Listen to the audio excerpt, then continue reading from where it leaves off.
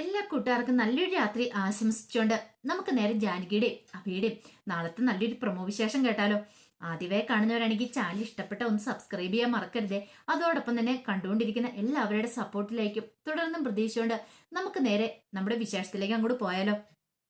അങ്ങനെ നാളത്തെ വിശേഷത്തില് തമ്പി കല്യാണം നടക്കുന്ന ക്ഷേത്രത്തിലേക്ക് വരുവാണ്. ഈ സമയത്ത് അങ്ങോട്ട് അപർണ വന്നിട്ടുണ്ടായിരുന്നു. അപർണ നേരെ തമ്പിയുടെ അടുത്തേക്ക് ചെല്ലുവാണ്. തമ്പിനെ വിളിച്ചോണ്ട് പോയിട്ട് പറഞ്ഞു, അച്ഛാ കാര്യങ്ങളൊക്കെ എത്രയാന്ന് ചോദിക്കുകയാണ്. നീ ഒന്നും ഓർന്ന് പേടിക്കണ്ട മോളെ, എല്ലാ കാര്യങ്ങളും ഓക്കെയാന്ന് പറയണം. അതെ, അജയ് ഉണ്ടല്ലോ, ഒരു കാരണവശാലും അവളുടെ കഴുത്തിൽ താലി ആർത്തില്ല, അറിയാലോ. അതെ, അവള് നാണം കെട്ട് അവിടെ ഇരിക്കണം. എനിക്കുണ്ടായ അതേ അപമാനം തന്നെയായിരിക്കണം അവൾക്കും ഉണ്ടാവേണ്ടത്. അതൊക്കെ ഞാൻ ഏറ്റു. അച്ഛ, പിന്നെ ഒരു കാര്യം, ഇവിടെ ആർക്കും ഒരു സംശയവും തോന്നില്ലെന്ന് പറയണം. എന്ത് സംശയം തോന്നാനാ മോളെ?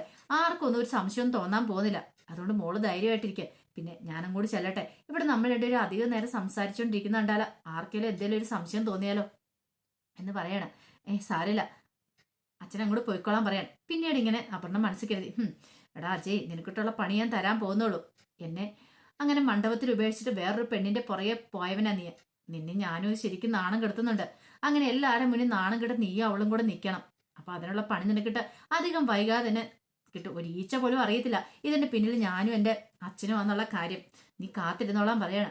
ആ സമയം തമ്പി നേരെ ഉണ്ണിത്താന്റെ അരിയിലേക്ക് ഇല്ലുവേണം. ഉണ്ണിത്താനോട് ചോദിച്ച് കാര്യങ്ങളെല്ലാം ഓക്കെ അല്ലേ നിൽക്കും. പിന്നെ എന്ത് ചെയ്യാനാന്ന് പറ, നമ്മുടെ വിധി അല്ലാതെ എന്ത് ചെയ്യാനെന്ന് പറ. ഇനിയിപ്പോ ഒന്ന് ഓർത്ത് അതൊന്നും ഓർത്ത് വിഷമിച്ചിട്ട് കാര്യമില്ല. കല്യാണമല്ലേ, കല്യാണം നല്ല രീതിയിൽ തന്നെ നടക്കട്ടെ എന്ന് പറയണം. അപ്പത്തേനും അങ്ങോട്ട് സൂര്യനാരായണനും കൂടെ വന്നു. സൂര്യനാരായണൻ വന്നിട്ട് പറഞ്ഞു, ആഹാ, ഇനിയിപ്പോ എന്തായാലും നമ്മൾ മൂന്നുപേരും ഒറ്റക്കെട്ടല്ലേന്ന് ചോദിക്കും. പ്രശ്നങ്ങളൊക്കെ എന്തായാലും ഇതോടുകൂടി അവസാനിച്ചു. ഇത് കേട്ടപ്പം ഉണ്ണിത്താൻ അത്രയും കൂടി ഇഷ്ടപ്പെട്ടില്ല. കാരണം ഉണ്ണിത്താന്റെ പണ്ടതിന്റെ സൂര്യനാരായണൻ അത്ര പിടുത്തമില്ലല്ലോ. പിന്നീട് തമ്പി പറഞ്ഞു, ഇനിയിപ്പോ കുഴപ്പമൊന്നുമില്ല, മക്കളുടെ ആഗ്രഹം പോലെ തന്നെ കാര്യങ്ങളൊക്കെ ഭംഗിയായിട്ട് നടക്കത്തില്ലേ. എന്തായാലും ഒരു സമയത്ത് എന്റെ മോളുടെ കല്യാണം മുടങ്ങിയതാ. ആ വാശിയും വൈരാഗ്യമൊന്നും ഞാൻ മനസ്സിൽ വെച്ചോണ്ടിരിക്കുന്നില്ല കേട്ടോ. അതെ, ഉണ്ണിത്താന്റെ മോളുടെ വിവാഹം നല്ല ഗംഭീരമായിട്ട് നമുക്ക് നടത്തണം എന്ന് പറയും. ഒന്നിനും ഒരു കുറവ് വരത്തില്ല, എല്ലാത്തിനും മുൻപന്തിയും ഞാൻ ഉണ്ടായിരിക്കുമെന്ന് തമ്പി പറയണം.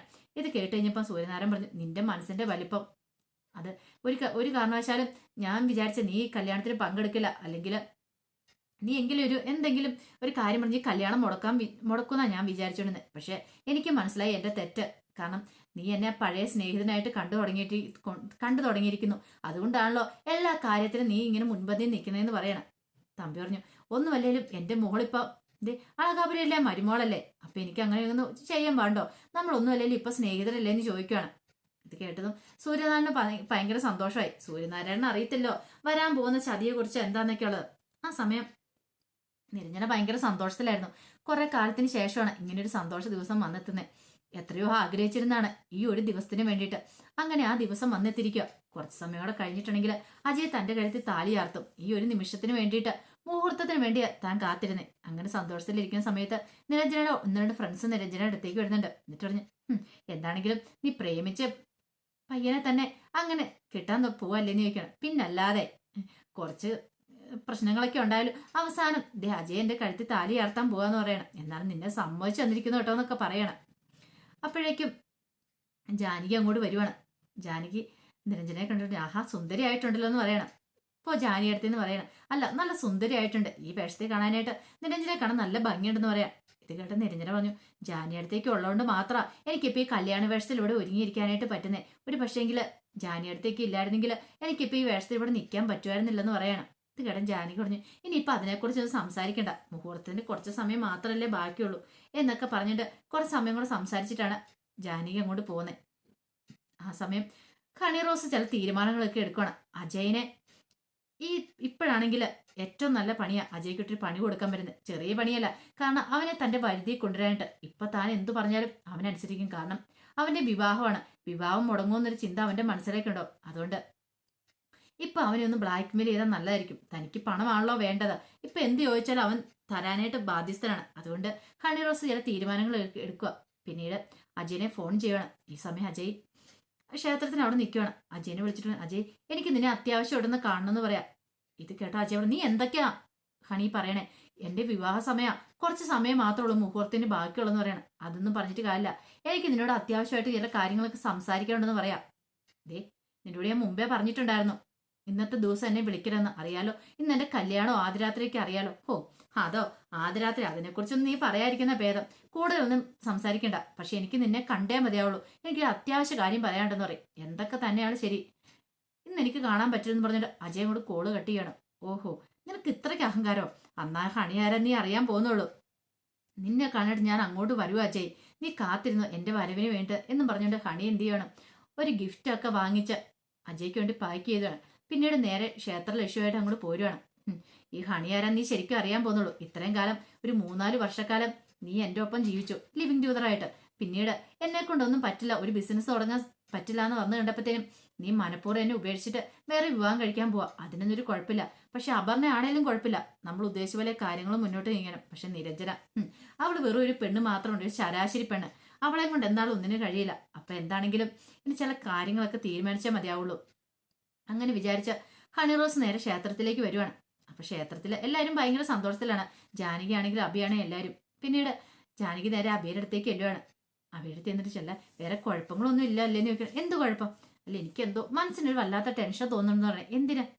അല്ല, എന്തൊക്കെയോ പ്രശ്നങ്ങൾ വരാൻ പോകുന്ന പോലെ, ഇനി കല്യാണം ഒന്ന് നടന്നു കിട്ടിയാൽ മാത്രം എനിക്കൊരു സമാധാനം ആവുള്ളൂ എന്ന് പറയാണ്. ഓ, നിനക്ക് എപ്പോഴും ഒരു ടെൻഷൻ ഉണ്ട്. ഇനിയിപ്പോൾ ആ ടെൻഷന്റെ കാര്യമൊന്നുമില്ല. എല്ലാം മംഗളകരമായിട്ട് നടന്നു കഴിഞ്ഞാൽ മതിയായിരുന്നു. എന്നാലും ഒരു സമാധാനം ആകത്തുള്ളൂ എന്ന് പറയണ. അങ്ങനെ സംസാരിച്ചുകൊണ്ടിരിക്കുന്ന സമയത്ത് അങ്ങോട്ടേക്ക് പ്രഭാവതി വരുവാണ്. പ്രഭാവതി പറഞ്ഞു, മോളെ നീ ഇവിടെ നിൽക്കുകയാണോ? അതെ, പെണ്ണിനെ ഇറക്കുന്ന സമയമൊക്കെ ആയി വരുവല്ലേ, നമുക്ക് അങ്ങോട്ട് പോകാമെന്ന് പറഞ്ഞുകൊണ്ട് ജാനകിനെ വിളിച്ചോണ്ട് പ്രഭാവതി അങ്ങോട്ട് പോവാണ്. പിന്നീട് അഭി നേരെ തമ്പിയുടെ അവരുടെ അടുത്തേക്ക് ചെല്ലുവാണ്. അങ്ങനെ അവിടെ ചെന്ന് കഴിഞ്ഞപ്പോൾ സൂര്യനാരായണൻ തമ്പിയും അവർ എല്ലാവരും സംസാരിച്ചുകൊണ്ടിരിക്കുകയാണ്. അവര് വലിയ ബിസിനസ് കാര്യങ്ങളൊക്കെ സംസാരിച്ചുകൊണ്ടിരിക്കണേ. അങ്ങോട്ട് അഭിയും കൂടെ ചെന്ന് കഴിഞ്ഞപ്പോഴത്തേനും ഉണ്ണിത്താൻ പറഞ്ഞു, ഇപ്പൊ അഭി എന്താണെങ്കിലും വിശ്രമ ജീവിതം നയിക്കുമല്ലേന്ന് ചോദിക്കുകയാണ്. ഇത് കേട്ട് കഴിഞ്ഞപ്പോൾ സൂര്യനാരായണൻ പറഞ്ഞു, അങ്ങനെയൊന്നുമില്ല. കമ്പനിയുടെ സിഇഒ അമലായെങ്കിലും കാര്യങ്ങളൊക്കെ ഇപ്പൊ അഭി ഞാനും കൂടെ കൂടി ചേർന്നിട്ടാ, ഞങ്ങളെല്ലാരും ഉണ്ട്. കമ്പനി അങ്ങനെ അമലിനെ തന്നെ വിട്ടുകൊടുക്കാൻ പറ്റില്ലോ. അവന്റെ മേൽനോട്ടം ഉണ്ടെന്ന് പറഞ്ഞാലും ഞങ്ങൾ എല്ലാ കാര്യത്തിനും ഉണ്ടെന്ന് പറയാണ്. ഇത് തമ്പി ശ്രദ്ധിച്ചു. ഓഹോ, അപ്പൊ അങ്ങനെയാണ് കാര്യങ്ങൾ. അല്ലെങ്കിൽ ഇതിങ്ങനെയൊക്കെ വരുവോളം തനിക്കറിയാം. ഇതിങ്ങനെ വെറുതെ വിട്ടിട്ട് കാര്യമില്ല. തമ്പി പെട്ടെന്ന് പറഞ്ഞു, അത് ശരിയാ, എപ്പോഴും സൂര്യനാരായണന്റെ അതുപോലെ തന്നെ അബിയുടെ ഒരു മേൽനോട്ടം വേണം കമ്പനിക്ക്. അങ്ങനെയല്ല കമ്പനി മുന്നോട്ട് കാണാൻ പറ്റുള്ളൂ. അമലിനാണെങ്കിൽ അത്ര വലിയ കാര്യപ്രാപ്തിയൊന്നും ഇല്ലല്ലോ, അമലികയുടെ കയറിയതല്ലേ ഉള്ളെന്ന് പറയണം. സൂര്യനാരായണൻ പറഞ്ഞു, ആ പറഞ്ഞ് നീ പറഞ്ഞ് ശരിയായിട്ടുള്ള കാര്യമെന്ന് പറയണം. അങ്ങനെ അവർ ഓരോ കാര്യങ്ങൾ സംസാരിച്ചുകൊണ്ടിരിക്കുന്ന സമയത്താണ് ഹണി റോസ് അങ്ങോട്ട് കാറിൽ വന്ന് ഇറങ്ങണേ. അങ്ങനെ ഹണി റോസിനെ കണ്ടതും സൂര്യനാരായണൻ പറഞ്ഞു, ഇവരെ ഇതിനു മുമ്പ് കണ്ടിട്ടില്ലോ? ഉണ്ണിത്താനെ നിന്റെ ആരിലോ ആണോന്ന് ചോദിക്കുകയാണ്. അത് കേട്ടും ഉണ്ണിത്താൻ പറഞ്ഞു, ഞങ്ങൾ എന്തായാലും വിളിച്ചിട്ട് വന്നതല്ലേ, എനിക്ക് അവരെ പരിചയമില്ലെന്ന് പറയണം. പെട്ടെന്ന് അബിയോട് സൂര്യനാരായണൻ ചോദിച്ചു, അതേതാ പെണ്ണ്, ഇതിനു മുമ്പ് കണ്ടിട്ടില്ലോ എന്ന് പറയണം. ഇത് കേട്ടതും അബി നോക്കുകയാണ്. നോക്കിക്കഴിഞ്ഞാൽ ഹണി റോസിനെയാണ് കണ്ടത്. ഹണി റോസിനെ കണ്ടത് അബിയുടെ ഉള്ളിൽ ഞെട്ടലുണ്ടായി. ഇത് അവളല്ലേ ഹണി റോസ്? ഇവളെന്തിനാ പോലും ഇങ്ങോട്ട് വന്നത്? അത് ഈ സമയത്ത് ഗിഫ്റ്റ് ഒക്കെ ആയിട്ട് ഇങ്ങോട്ട് വരുന്നത്? ഒരുപക്ഷെ ശരൺ വിളിച്ചിട്ട് വന്നായിരിക്കോ? ശരണിന്റെ ശിങ്കടിയാണ് പറയുന്നത്. ശരണിനോടൊപ്പം ലിവിങ് ട്യൂതറായിരുന്നു പറയുന്നു. അങ്ങനെയാണ് അവൾ എങ്ങനത്തിനായിരിക്കും ഇങ്ങോട്ട് വരുന്നേ? തങ്ങൾ ആരും ഇവളെ കല്യാണം വിളിച്ചിട്ടില്ലോ. പെട്ടെന്ന് സൂര്യനാരായണന്റെ അഭി പറഞ്ഞു, അതെ ഇതാച്ചാ ഹണി റോസ് എന്ന് പറയണ. ഇവളാണോ അതെന്ന് ചോദിക്കുകയാണ്. അപ്പോൾ ഒരു നിമിഷം ഒരു ഞെട്ടലോട് കൂടിയിട്ട് അങ്ങനെ നിൽക്കുകയാണ്. ആ സമയത്ത് അജയ് അങ്ങോട്ട് വരുന്നേ.